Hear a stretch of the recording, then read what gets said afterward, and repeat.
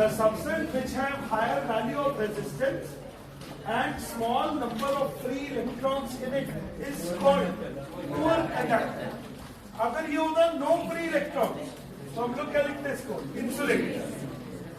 Insulator which have higher value of resistance and small number of free electrons in it. Poor conductor. What is the maximum resistance one can make of 4 resistance of 1/2 ohm? 2 ohm. इसमें connect कर दोगे सबको series 8 को क्या करोगे 3 2 ohm resistors are connected so as to make a triangle. The resistance between any two vertices. ये कितने लोगों को बन गया है? क्वेश्चन नंबर 8 जरा ट्राई करो जल्दी से. क्वेश्चन नंबर 8 कहाँ भाई 2 2 4 4 2 2 2 1 3 4 4/3 हो गया मेरे हिसाब से.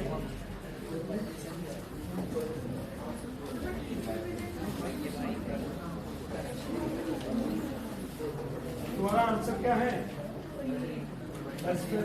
फिर क्या रहेगा?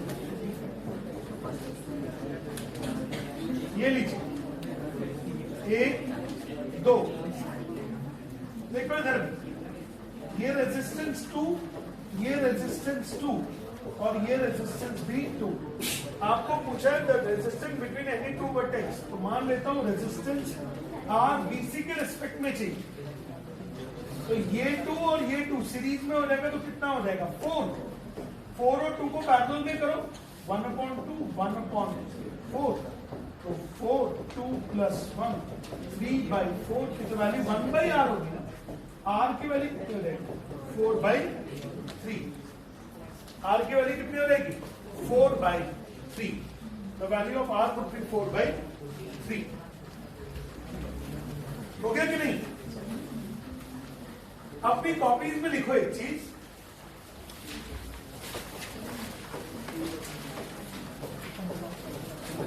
Wheatstone bridge.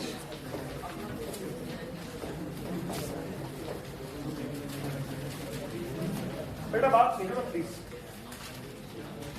व्हीटस्टोन ब्रिज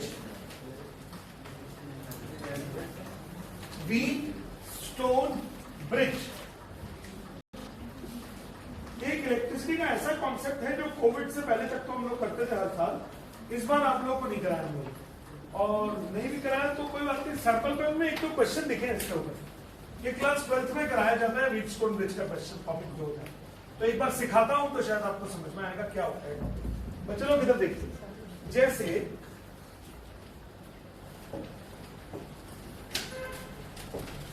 आप लोगों ने एक रोम्बस बनाया. यहां पे है रेजिस्टेंस R1. यहां पे रेजिस्टेंस कितना है? R2. यहां पे है रेजिस्टेंस R3. यहां पे है रेजिस्टेंस R4 और यहां पर लगा है एक गैल्वेनोमीटर और इसमें एक रेजिस्टेंस है R5. ये A B ये C ये D. डायग्राम अच्छा बड़ा सा बनाना. चलो बनाइए फटाफट.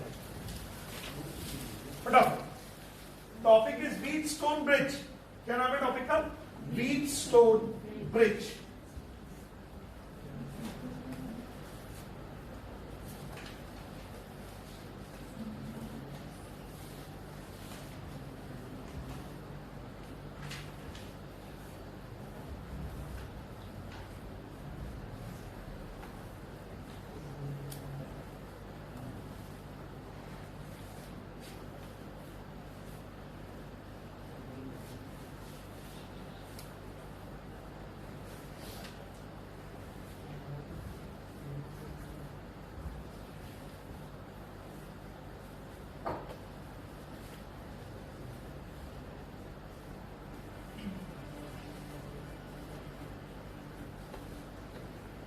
कल एफएलपी किस चीज का है?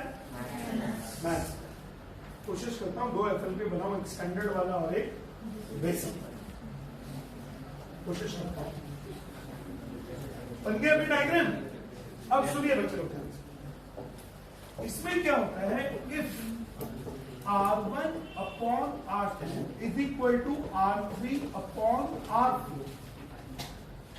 अगर इन दोनों का रेशो और इन दोनों का रेशो बराबर हो जाए तो इसको बोलते हैं wheat stone bridge is balanced. क्या बोलते हैं इसको?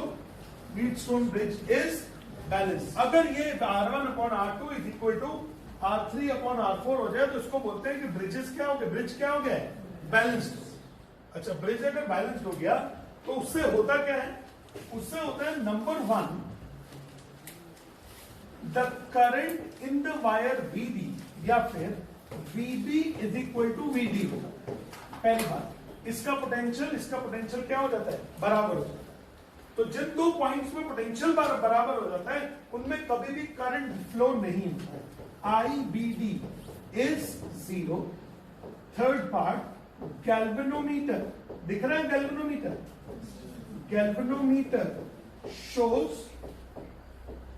No deflection.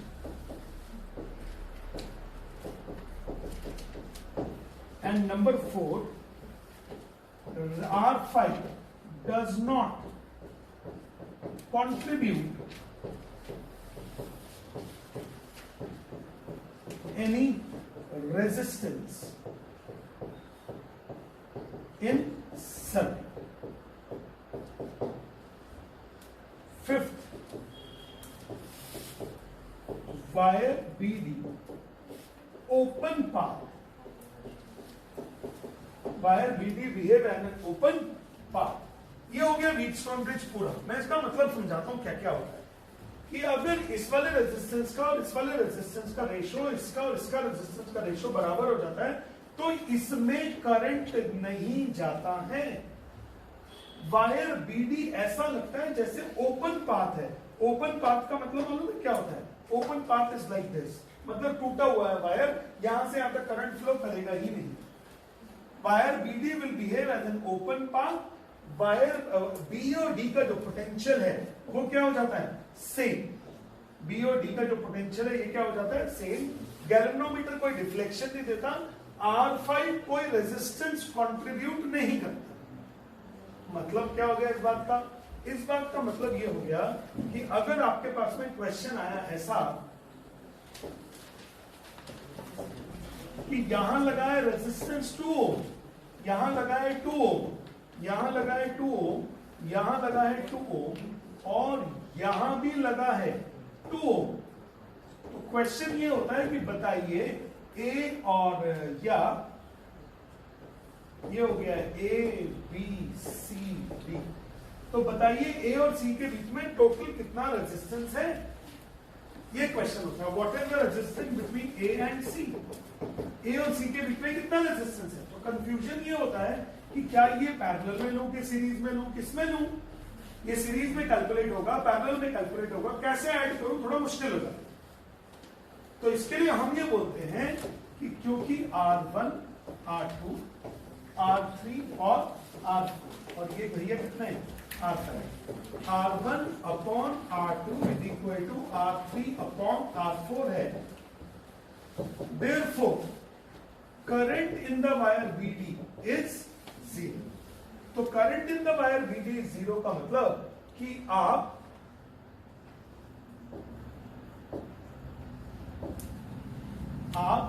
इस वाले सर्किट को हो या ना हो इसको बराबर, आप बोलते हैं तो बराबर है सर, ये है ही नहीं, यहां पे ये सर्किट है ही नहीं,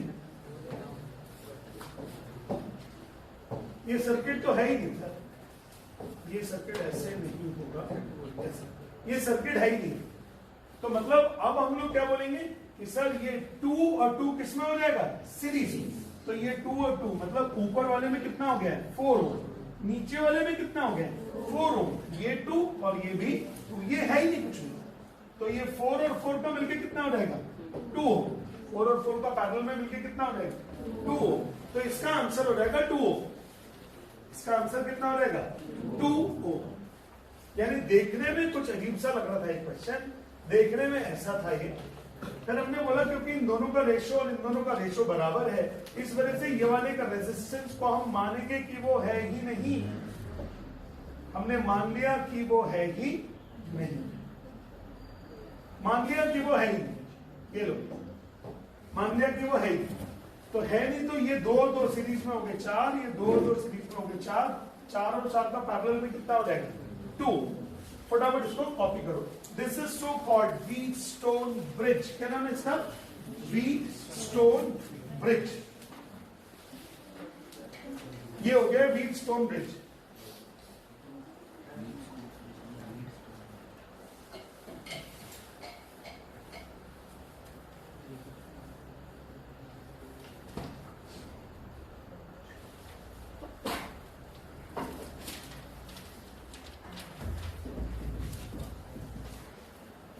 दो डायग्राम बनेंगे, एक कॉन्सेप्ट का और एक क्वेश्चन का।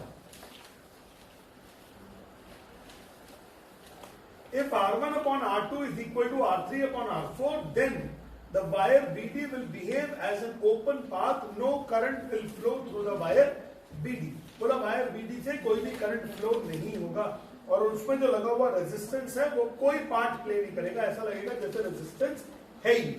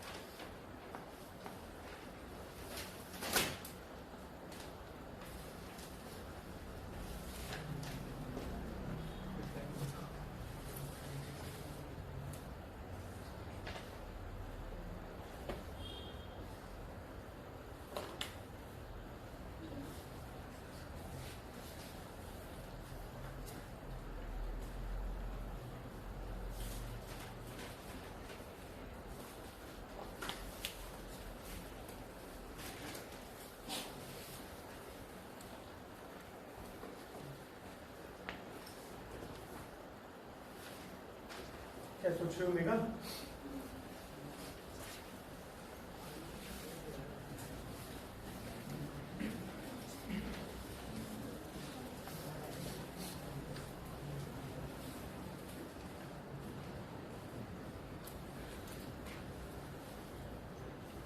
हो गया? क्या बोलते हैं इसको हम लोग? Wheatstone bridge. We call it as Wheatstone bridge. Wheat का गेहूं से लेना कोई मतलब लेना देना नहीं है, स्टोन का पत्थर से कोई लेना देना नहीं, और ब्रिज इसमें कुछ है नहीं, पता नहीं है कि नहीं।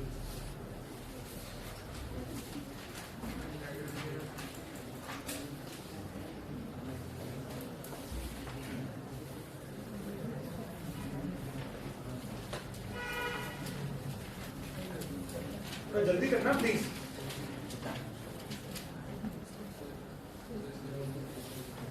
इसका एक बहुत ही गंदा था केस।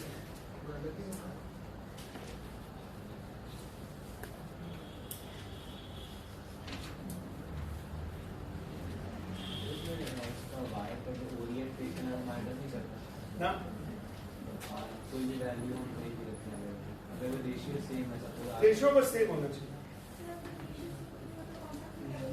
रेशियो सेम नहीं होगा तो फिर ये कॉन्सेप्ट नहीं लगे, फिर डिफरेंट कॉन्सेप्ट।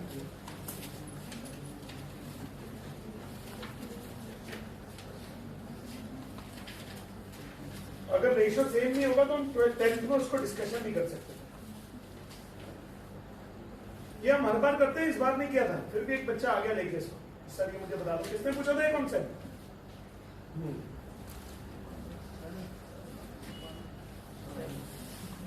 चलो क्लास 2 में डिस्कशन करें। और अब अभी हो गया क्लियर? ओके, अब लिखिए अपनी, ये तो हो गया क्वेश्चन कॉन्सेप्ट क्लियर। अब लिखो एक क्वेश्चन अपनी कॉपी में, लिखो तान दो क्वेश्चन। कैसा क्वेश्चन? तान दो। T double A N D O quadruplet। T double A N D O तान दो क्वेश्चन। कौन सा क्वेश्चन? तान दो क्वेश्चन। चलो सिखाता हूं अभी तान दो क्वेश्चन क्या होता है।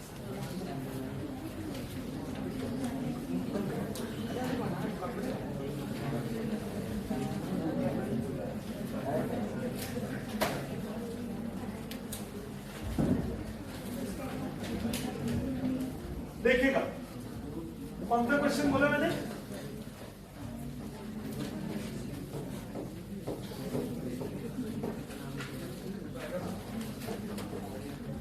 देखो एक तो ये ज्यादा तो नहीं लग गई कहीं एक्साइटमेंट। चलो इधर देखो सब लोग,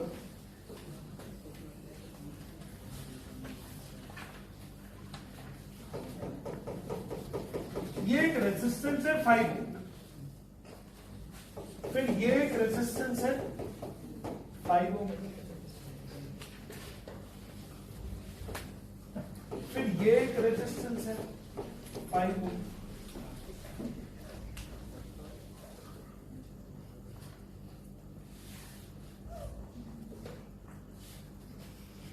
फिर ये एक रेजिस्टेंस है 5 ओम, फिर ये एक रेजिस्टेंस है 5 ओम।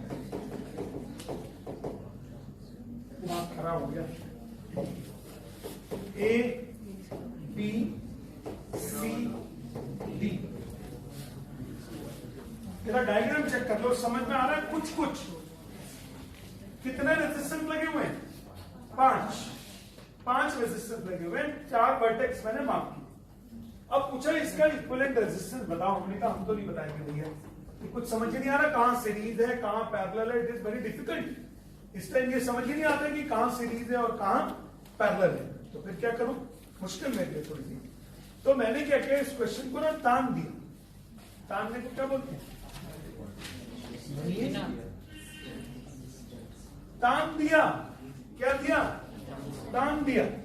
तान दिया मतलब खींच दिया। बुंदेलखंडी में क्या बोलते हैं इसको? खींच दिया। क्या दिया? खींच दिया। वैसे कोई वर्ड मिलेगा नहीं हिंदी में आपको खींच दिया, शायद खींच दिया होगा, लेकिन ठीक है चलो जो भी है। इन्होंने तान दो। क्या? इन्होंने तान दो, खींच दो, खींच दो। अच्छा अब सुनो, अब खींचने के बाद आप हो देखो,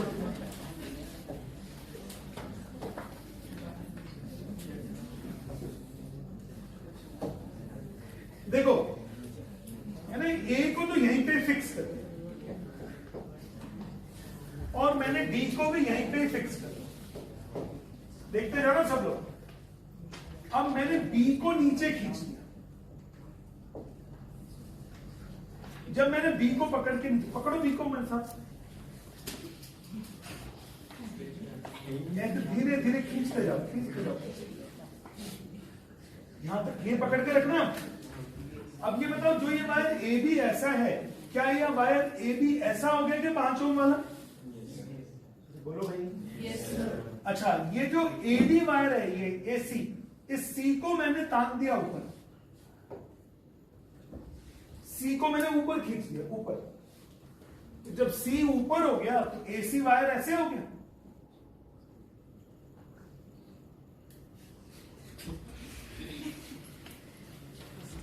सी ऊपर हो गया, एसी वायर में कितना रेजिस्टेंस लगा है? 5।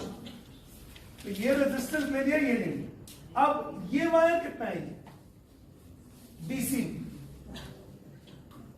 ये भी। क्या ये रेजिस्टेंस ऐसा हो गया भाई? जब ये नीचे ताना, ये ऊपर ताना, ये नीचे गया, ये ऊपर गया, तो ये बीसी तो सीधा हो गया ना मेरे से। अब जब बी नीचे गया तो ये बीडी वायर क्या ऐसे हो गया, और सीडी वायर ऐसे हो गया। अब इन दोनों का रेशो बराबर है, इस दोनों के रेशो के। तो इसका मतलब ये वायर हो ना हो बराबर है हमारे लिए। तो ये 5 और 5 का कितना हो गया? 10। और 5 और 5 का कितना हो गया? 10। 10 और 10 कितना हो गया? 5। ये समझ में आता है 10 10 5 कैसे होता है? 5 5 10, 10 10 5। ये वीडियो वालों को बता दो कि 5 5 10 10 5 का मतलब है हम लोग उसको पैरेलल में जोड़ रहे हैं। 1/10 1/10 is 1/5। बोलो आ रहा है समझ में? एक बार आओ,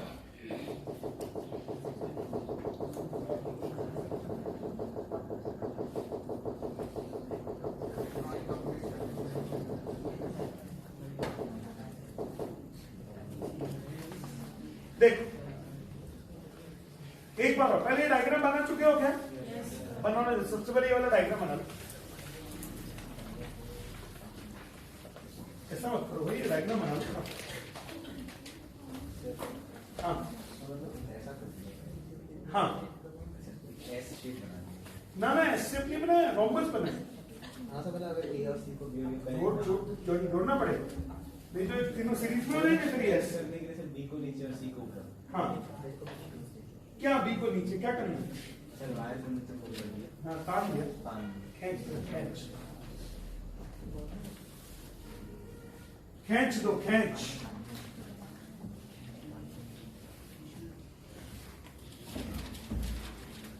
अच्छी क्लास है आज की, अच्छे क्वेश्चंस हैं।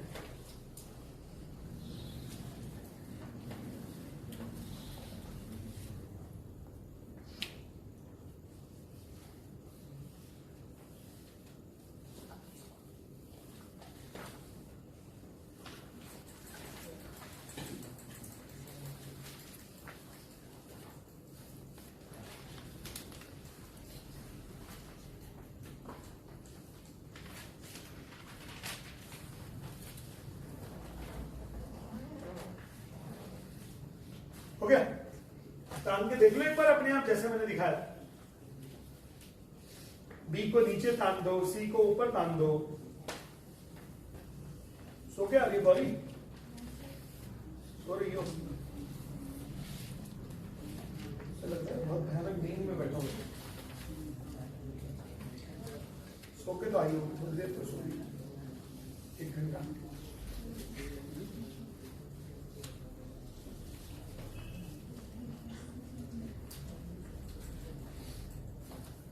भैया जी बन गया कि नहीं बन गया? हमको, अरे भारत रत्न हमको स्वामी दिल्ली वाले। हाँ भैया ठीक चल रहा है।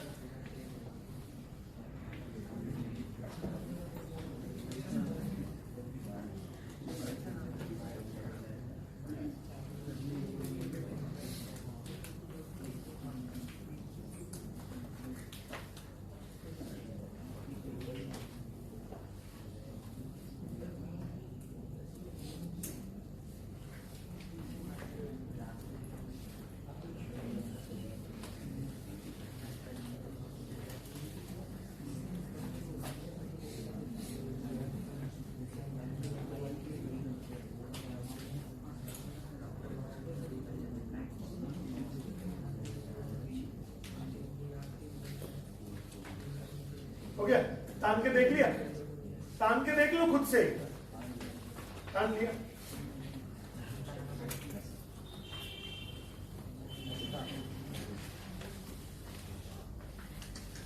तुम तान थोड़ी रहे, देखो ए को यहीं रहने दो, बी ऐसे, सी ऐसे ऊपर और डी को यहीं रहने दो। तो अब आप देखो ए से बी में क्या लगा हुआ है? 5 ओम का रेजिस्टर। ए से सी में क्या लगा हुआ है? 5 ओम का रेजिस्टर। सी से डी में क्या लगा हुआ है? 5 ओम का रेजिस्टर। बी से सी में क्या लगा हुआ है? 5 ओम का रेजिस्टर। और सी बी से डी में लगा हुआ है 5 ओम। अब क्योंकि इन दोनों का रेशियो सेम है तो ये रहने देता हूं। तो ये क्या हो जाएगा? 5 और 5 10 और 10 1/10 प्लस 1/10 1/5। तो रेजिस्टेंस हो गया 5। रेजिस्टेंस कितना हो गया? 5। बढ़िया था ना क्वेश्चन? Good question. अब आज के पेपर में बताओ फर्स्ट क्वेश्चन बन गया। सीबीएसई बोर्ड 2019 का है, इलेक्ट्रिसिटी का क्वेश्चन। वोल्ट मीटर हमेशा पैरेलल में लगाते हैं, मीटर हमेशा किस में लगाते हैं? सीरीज, हमेशा। Voltmeter is always in parallel and meter is always in series. तो उन्होंने पूछा which one of the following is the correct setup for studying the dependence of current on the potential difference across a resistor। देखो इसमें है तो ये गलत तो नहीं है, बट बहुत ज्यादा सही नहीं है। रेजिस्टेंस के पैरेलल में लगाते हैं वोल्ट मीटर, ना कि वोल्ट मीटर के पैरेलल में रेजिस्टेंस लगाते हैं।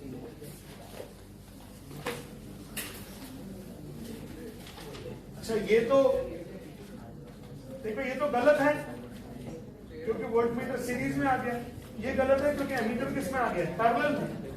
अब इन दोनों में से कोई एक करेक्ट करना है आप लोगों को।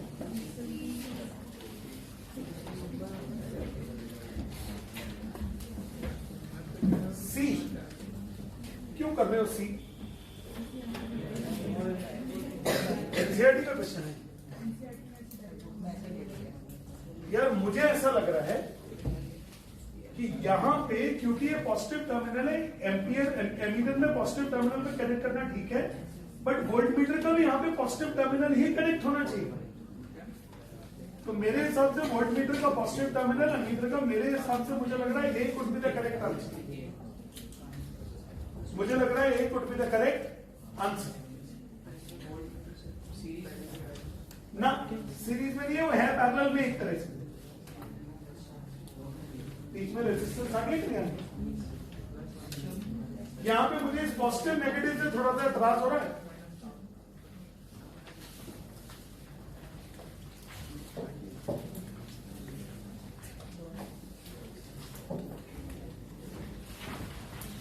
क्या क्वेश्चन है तेरा? बोलना which one of the following is the correct setup study for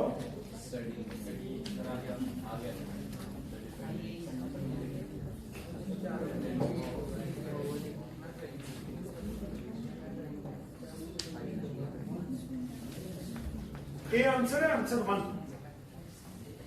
answer कौन सा है? 1। ये मैंने इसलिए चेक करके बता दिया कि बच्चों को लगेगा आगे नहीं सर क्या बोल रहे हैं। आंसर 1 है भाई। समझ में आ गई क्यों? Positive terminal of the battery से नेगेटिव टर्मिनल कैसे हो जाएगा? ये तो पॉजिटिव ही रहेगा, नेगेटिव थोड़ी होगा। क्वेश्चन नंबर 1 कितने लोगों का गलत हो गया? ओ कितने लोगों का सही हो गया? ठीक। अच्छा क्वेश्चन नंबर 2।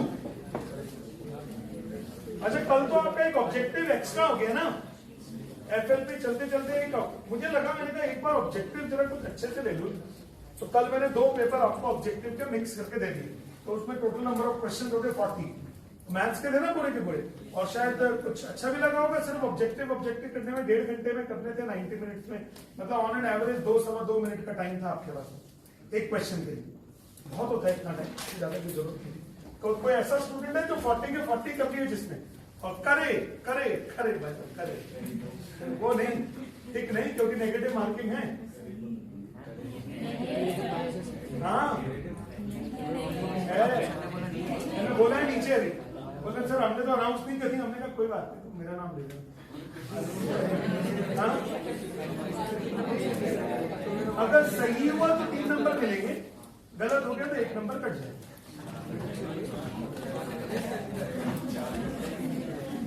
चलो कितने लोगों ने ए लगा दिया आंसर? कितने लोगों ने बी लगाया आंसर? कितने लोगों ने सी लगा दिया आंसर? और कितने लोगों ने डी लगाया आंसर? अक्षर में। एक बार और चेक कर लो अच्छे से।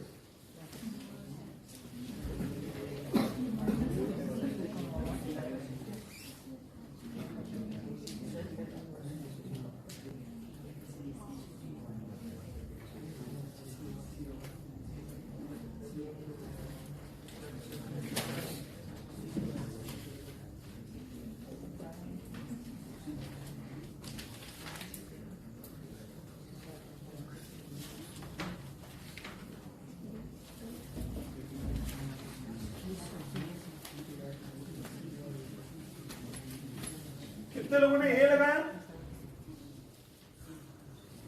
एक किसी ने लगाया। ये भी इंटेलिजेंट है, कम से कम ए नहीं लगाया। इसका मतलब तुक्का नहीं मारा आप लोगों ने। अच्छा कितने लोगों ने बी लगाया? बी अकेला है, बी में 2 गुड। और बी वाले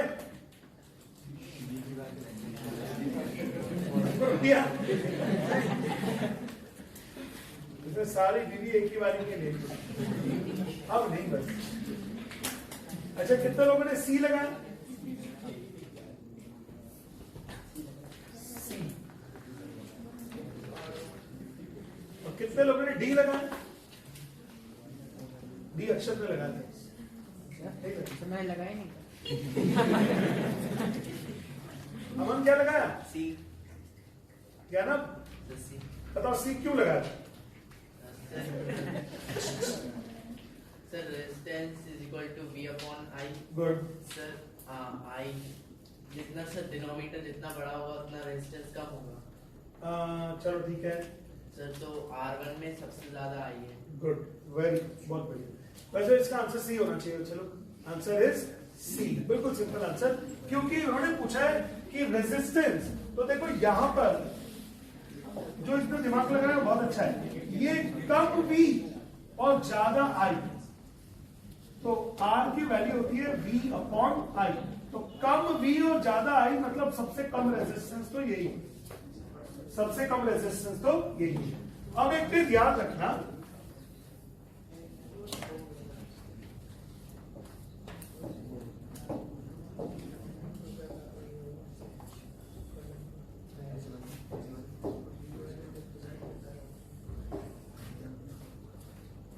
देखो सब,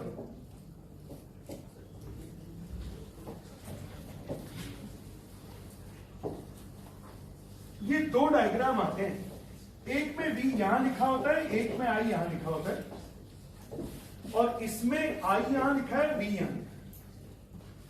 तो इसमें इसका स्लोप देगा I upon V।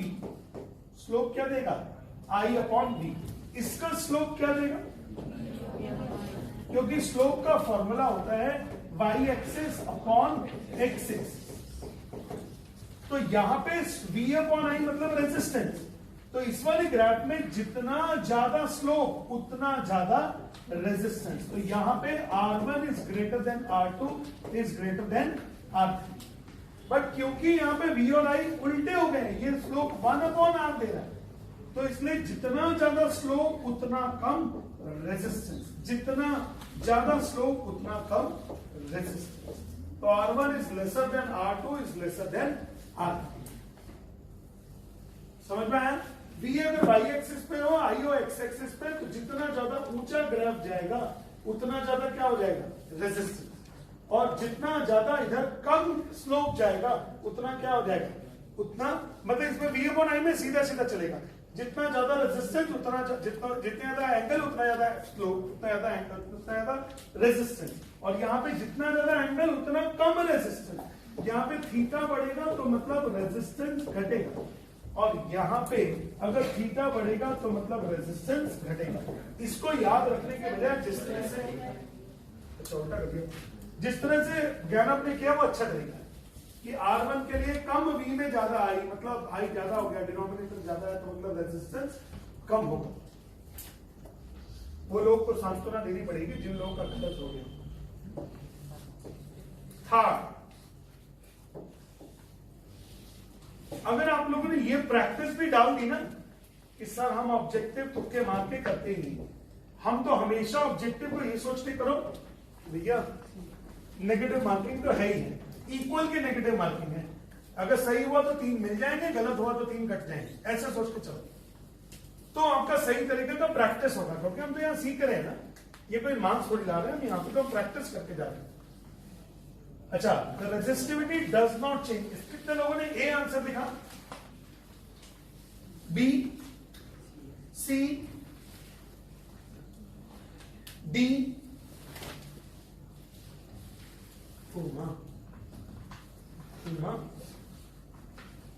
the resistivity does not change if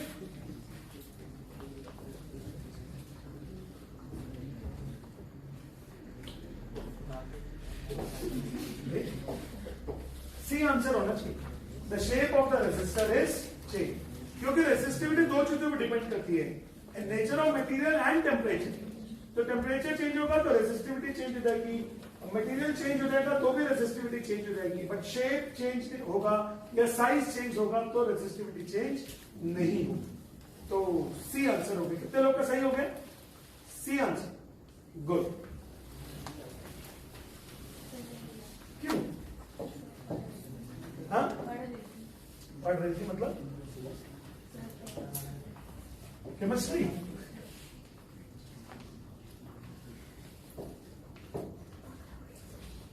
चलो,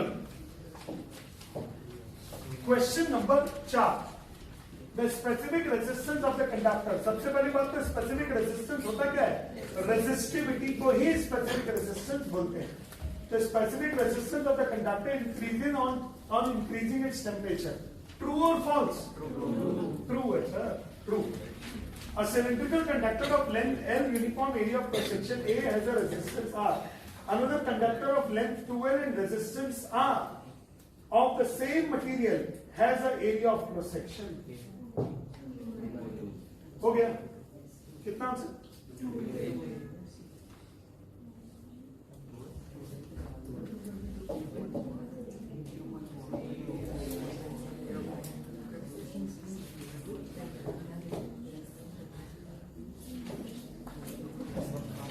सबसे पहली बात तो दो बार रेजिस्टेंस सेम है क्या? एक का है rho L1 by A1 is equal to rho L2 by A2। Rho में क्यों नहीं लगाया? क्योंकि मैंने लिखा है सेम मटेरियल, तो ये तो कैंसिल आउट ही हो गया। तो पहले वाले की लेंथ है कितनी? L और uniform area of cross section A। दूसरे वाले की लेंथ है 2L और एरिया ऑफ क्रॉस सेक्शन कितना है? A2। LL कट जाएगा, A2 की वैल्यू हो जाएगी 2A। Answer is 2A। कितने लोग का सही हो गया? 2A। गुड, इसको कॉपी कर लो। कम हो मतलब बहुत कम लोगों को बना। तुक्के वाले तो बिल्कुल कोई मतलब नहीं है, समझो बात को। सीखना है अग्रवाल सर, तुक्के के बारे में तो आपको मुझे सिखाना पड़ेगा, मैं आपको नहीं सिखा सकता। तुक्के तो आप मुझे सिखा सकते हो।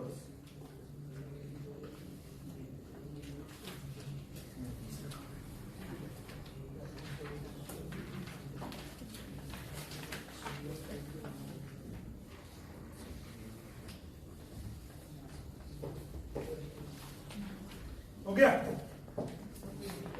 5 हो गया, 6 हमने पहले कर लिया, 7 हमने कर लिया, 8 हमने कर लिया। ओके, 9, 10। 9 तो बन ही गया होगा। क्या आंसर लिखा 9 का? 9 and 10 का। The bulb made is the bulb filament of the bulb is made up of। सब लोगों ने ये लिखा 10 का बी। कितने लोगों ने लिखा 10 का B? Very good, very good. 10 का बी टंगस्टन से बना होगा। टंगस्टन का सिंबल क्या होता है? W, वोल्फ्रैम।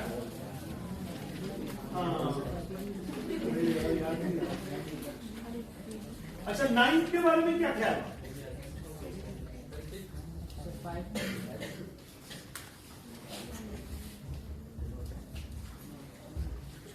वो 3, 3, 6, 6, 3, 2, 3, 2, 5। देखो आप लोग बन रहा है क्या?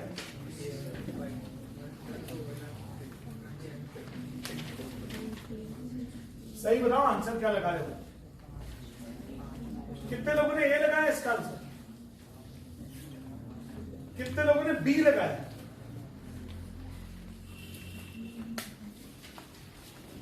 तीन, 3, 3, 3, 12।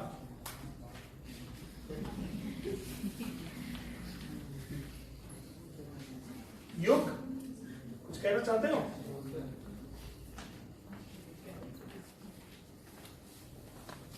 नाइन कितने लोगों ने लगाया? 9।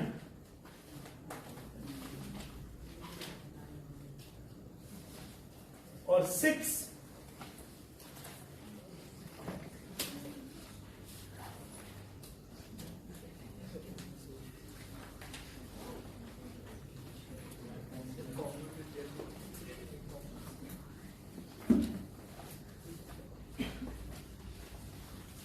देखो, सबसे पहले आप ये देखो किस किस के बीच में निकालना है रेजिस्टेंस। किस किस के बीच में निकालना? X and Y. तो आपको जो बैटरी कनेक्ट करनी पड़ेगी वो एक्स और वाई में करनी पड़ेगी, करेक्ट है ना? You need to connect the battery in between X and Y. देखो मैं करके बता देता हूं।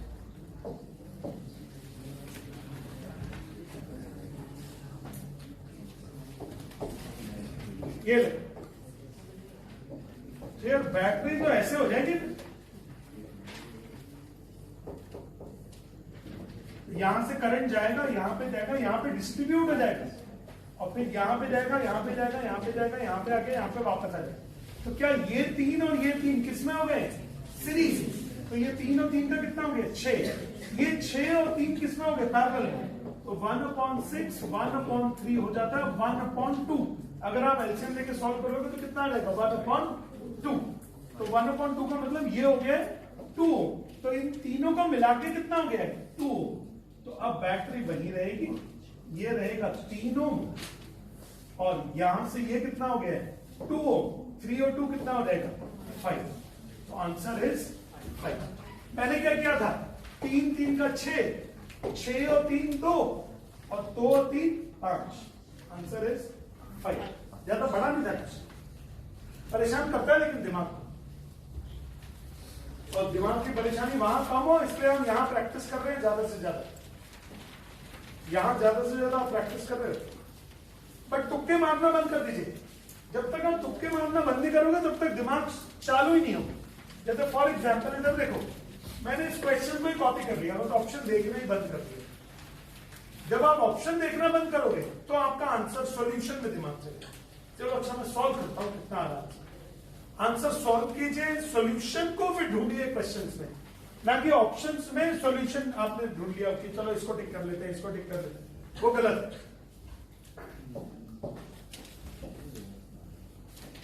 तो पहले 10 क्वेश्चन आपके हो चुके हैं। 11 The current flowing through a wire of resistance 2 within the time as shown in figure this, the amount of heat produced in 3 joules is, and 3 seconds is, कहाँ है? 3 सेकेंड है कहाँ? टाइम में कहाँ है 3 सेकेंड? तो ग्राफ में कहीं 3 लिखा ही नहीं है ना।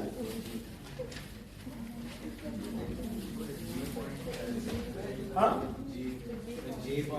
तो इसको 1 मान ले क्या?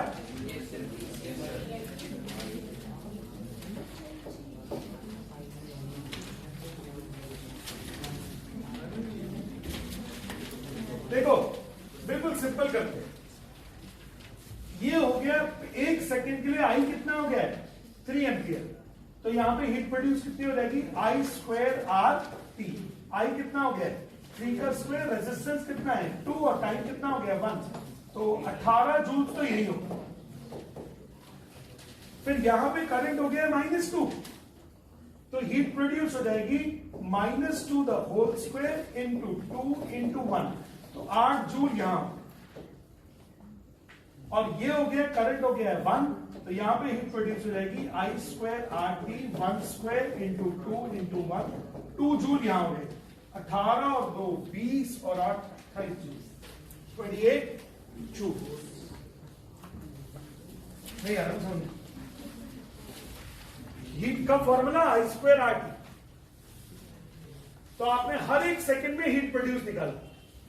पहले 1 सेकंड में हीट प्रोड्यूस हो गया, करंट हो गया 3 एम्पियर, दूसरे वाले में करंट हो गया -2 एम्पियर, तीसरे वाले में करंट हो गया 1 एम्पियर। क्या हो गया? तो कोई बात नहीं, गलत हो गया, उसमें क्या बात है? बॉयज से सीखो, कुछ सही नहीं हो रहा है फिर भी खुश है।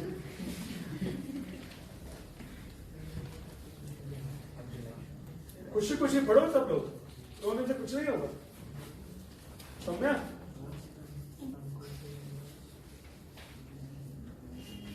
हाँ, तो तीनों जगह पे मैंने I स्क्वायर आर टी करके एनर्जी निकाल दिया। Heat produce is equal to I square R T, तो 28 जूल्स का प्रोडक्शन ऑफ हीट आ गया। हाँ सर, हमें पता कैसे चलेगा कि सर हर जगह 1 सेकंड एनर्जी, 1 सेकंड का टाइम लगेगा? यार ये कायदे में ग्राफ में लिखा हुआ होना चाहिए था कि 1-1 सेकंड है। बट 3 सेकंड लिखा हुआ था, तो मुझे टाइम एक्सिस पे 3 स्लॉट्स दिख रहे थे, एक एडी दिखा, एक डीजी दिखा, एक जीजे दिखा, तो मुझे लगा ये शायद एक ही हो। कायदे में एग्जाम में जब आएगा तो इसमें ग्राफ में वाई एक्सिस एक्स एक्सिस पर भी 1 के टाइम स्लॉट लिखे हुए हैं। आपका प्रश्न जायज है कि सर कैसे पता लगा?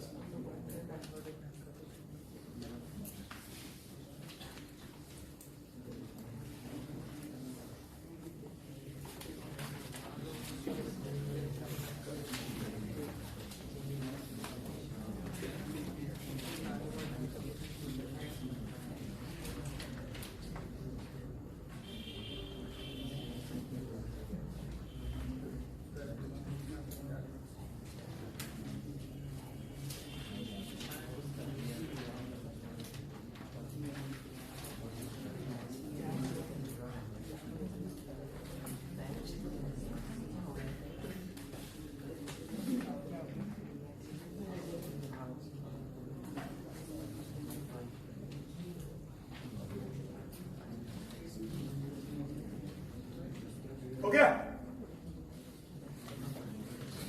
कौन सा क्वेश्चन था वाला? 11। तो यार पहले असर्शन रीजन करें।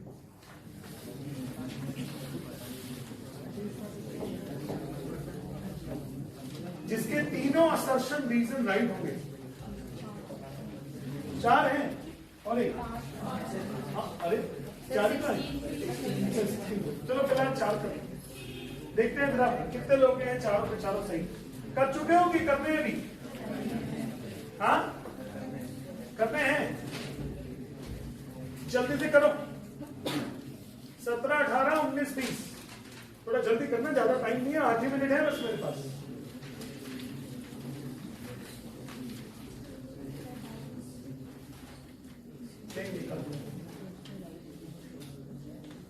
भेजा ना, क्या भेजा, क्या भेजा, क्या है? गंदा सा है, सबके सामने बताने वाला नहीं।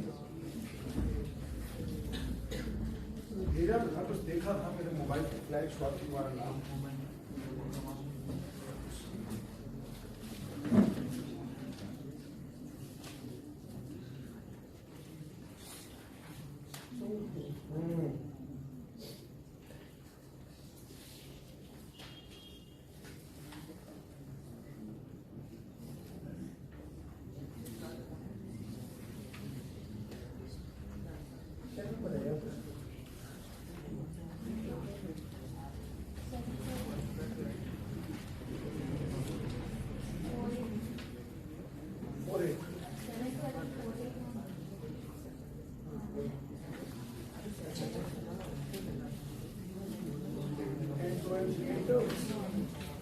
उसके बाद भी कुछ भेजे हो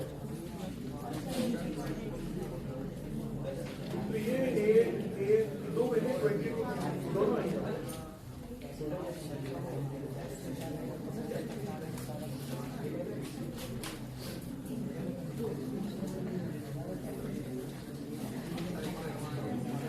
तो अभी बताने को जाते हैं और लोग बताते हैं।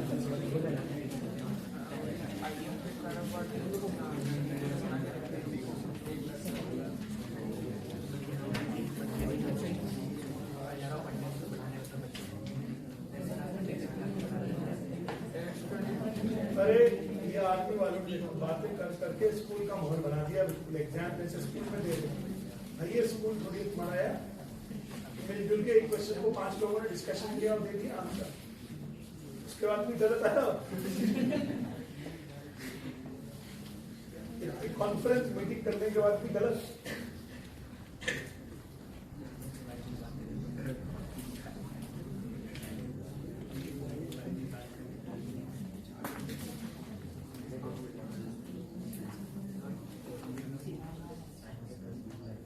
चारों के इजी है क्या? पहला, the connecting wires are made up of copper, बिल्कुल correct. The electrical conductivity of the copper is very high, गलत।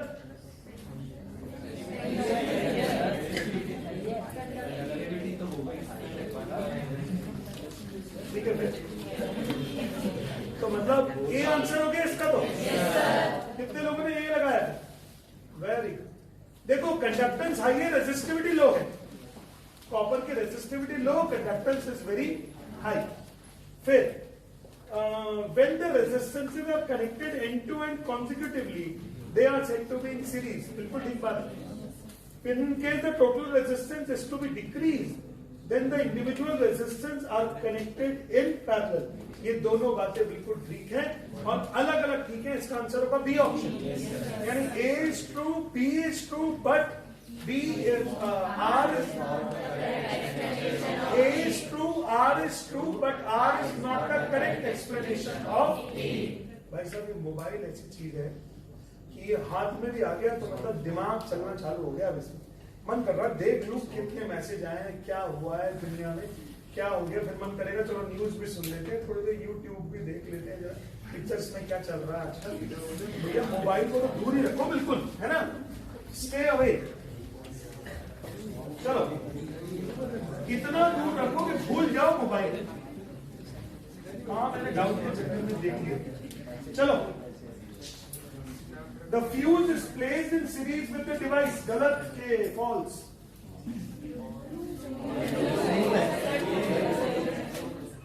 ठीक है ना, दोनों में चुन लो, गलत के फॉल्स। फिर fuse consists of the piece of the wire made up of metal or alloy of appropriate melting point. है तो ये ट्रू और ये इसका वो भी है एक्सप्लेनेशन। तो इसका आंसर क्या है? ए। हाँ ए।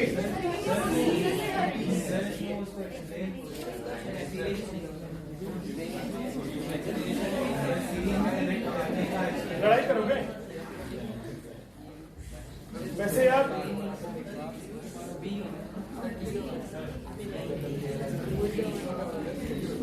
सुनो मेरी ऐसे कैसे नहीं कनेक्शन है कि अगर ये फ्यूज वायर मेल्ट होता है और ये सीरीज में लगा होगा तो ये सर्किट ब्रेक करेगा, और अगर ये पैरेलल में लगा देंगे तो सर्किट ये ब्रेक नहीं करेगा। तो इसके सीरीज में लगाने का रीजन क्या है? What is the reason which मतलब due to which we use fuse wire in series? क्या रीजन है आप बताओ? कि सर फ्यूज वायर जैसे मेल्ट होगा तो वो सर्किट को क्या कर देगा? ब्रेक कर देगा। पता नहीं, मुझे तो यही सा लग रहा है। चलो ए अपॉन बी है ना।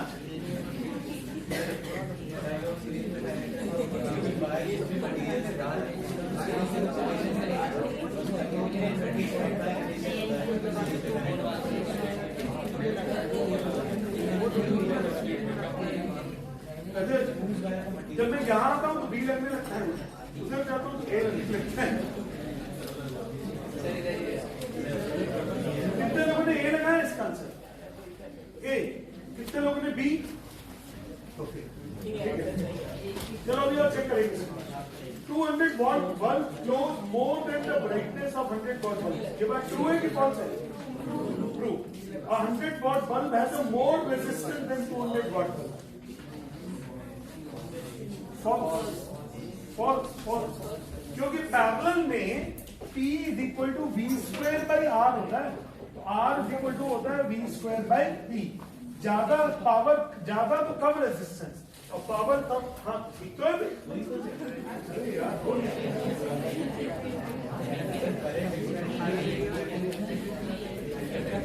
यार। इसका आंसर भी वही ए बी वाला चक्कर है, मुझे तो यही लग रहा है।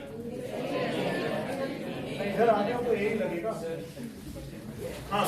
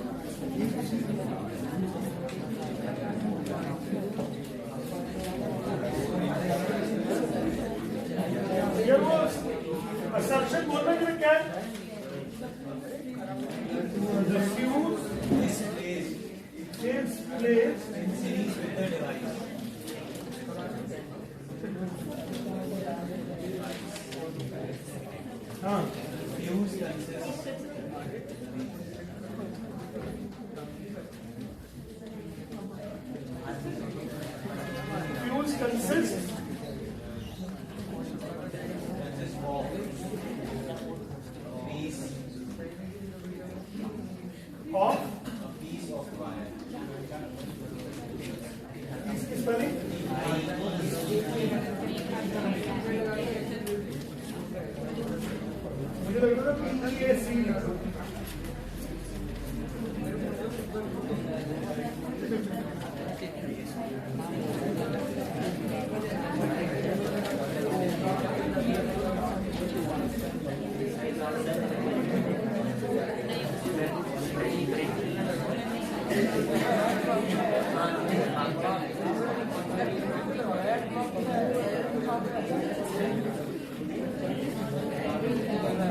भाई आंसर क्या है यार? क्या? वो assumption is different, the different. Okay. बच्चों, हेलो। मैंने आपको बोला था ना रीजन और assumption में खूब लड़ाई होती है। तो ये आंसर जो है ना इसका बी दिया हुआ है किसी जगह पर बी दिया हुआ है। पर कोई बड़ी बात नहीं कि कोई आपको ए में भी मार्क करवा दे। यार मुझे करेक्ट ऑप्शन लगा, ठीक है ना? तो ये आपकी किस्मत की बात है। कितनी अगरबत्ती तुम लोगों ने भगवान जी को लगाई है और कितनी बार तुम लोगों ने बाबा जी के अपने पैर छुए, उस पर डिपेंड करेगा।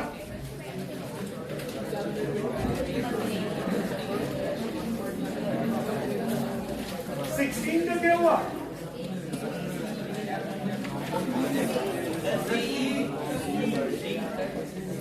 Longer wires have greater resistance, the smaller wire have lesser resistance. ये तो ट्रू हो गया। Resistance is inversely proportional to the length of the wire. कौन सा होगा? कितने लोग ऐसे हुए जिनके 500 सही हो गए? उसमें क्या लगाया? ए लगाया। चलो ए वाले सही मान लो और बी वाले भी सही मान लो। 500 सही हो गए? चलो कल मैथ्स का FLP क्या टाइमिंग में?